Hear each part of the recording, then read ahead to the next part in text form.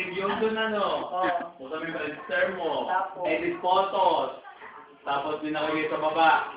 Browse, upload. I-browse mo. Lalabas doon. Pagka-browse mo, lalabas yung mga picture, pipiliin mo. Ilibisa. Tapos upload.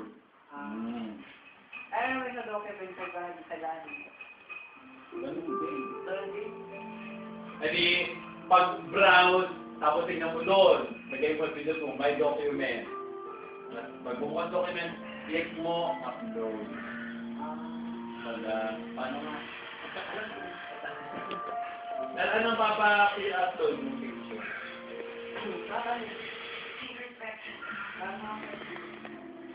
Kung may kailangan ka, tawagin mo nilang ko ha. Ano ba?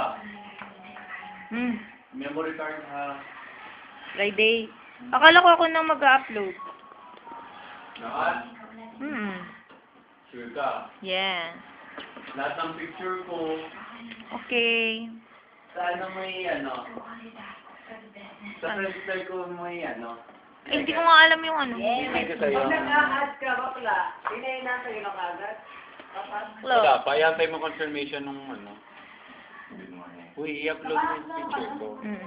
Basta ang email ad ko ay sam_08_richard@yahoo.com. Okay. Ang password ko, YT. Anong YT? WHITEY. YT. Name of my dog.